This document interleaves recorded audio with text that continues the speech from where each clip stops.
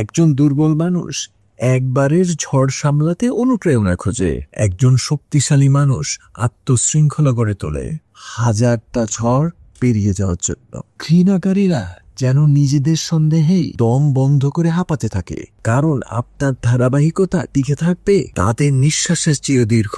সত্য কথা বলি, অনুপ্রেরণা অস্থায়ীভাবে ভালোই লাগে, কিন্তু তা খুব দ্রুত ম্লান হয়ে যায়। তাই আপনার প্রয়োজন আত্মশৃঙ্খলা।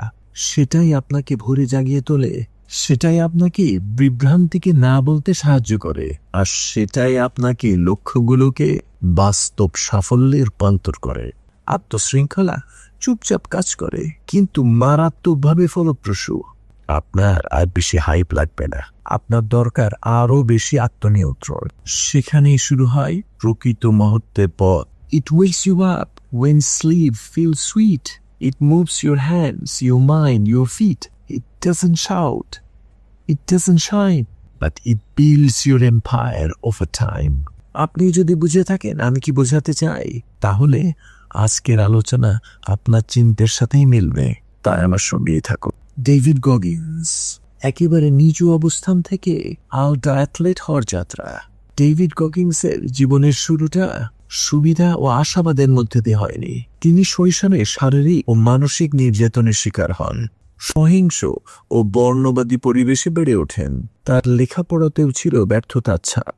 যুবক বয়সে তার ওজন ছিল প্রায় 300 পাউন্ড। একসময় গগিন্স নিজেকে বলেছিলেন, এভাবে আর না, যথেষ্ট হয়েছে।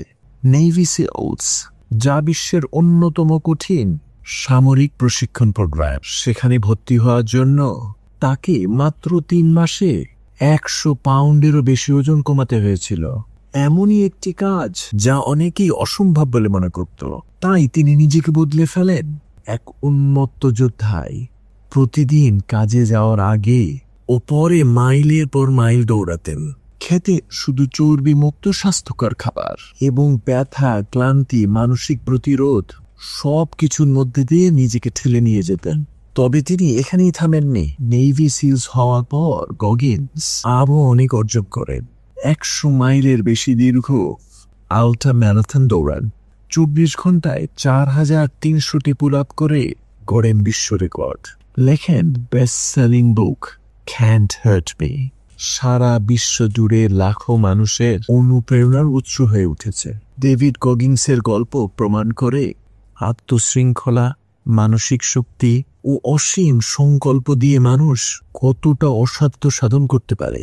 Steven Covey, American educator and author, he says, only the disciplined are truly free.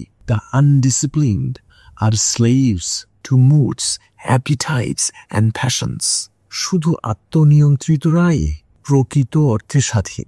যারা নিয়ন্ত্রণহীন তারা তাদের মেজাজ, লোভ ও আবেগের দাস। ডেভিড গগিন্সের দর্শন। মোটিভেশন হচ্ছে বাজে কথা, আপনার দরকার হচ্ছে শৃঙ্খলা। যখন মোটিভেশন ব্যর্থ হয় তখন শৃঙ্খলায় আপনাকে টেনে নিয়ে যায়। তিনি বিশ্বাস করে মোটিভেশন ক্ষণস্থায়ী, আপনার মুডের মতোই আসে এবং চলে যায়, কিন্তু আত্মশৃঙ্খলা যা গড়ে ওঠে প্রতিদিনের অস্বস্তি, অনুশীলন এবং কঠোর পরিশ্রমের মধ্য দিয়ে, তা এক পর্যায়ে জীবনের অবিচ্ছেদ্য অভ্যাসে পরিণত হয়। যখন আপনি ক্লান্ত, অনুপ্রেরণাহীন বা ব্যথায় আছেন, তখনই এই আত্মশৃঙ্খলাই আপনাকে বিছানা থেকে টেনে তুলে জুতা পরিয়ে দেয় এবং সামনে এগিয়ে চলতে বাধ্য করে। এই কাঁচা, নিরলস ও কষ্টকর আত্মশৃঙ্খলার মাধ্যমেই গগিন্স তার শরীর, মন এবং ভাগ্যকে রূপান্তর করেছেন এবং আজও অন্যদের সেই একই পথে চলার জন্য অনুপ্রাণিত করে চলেছে। Take care.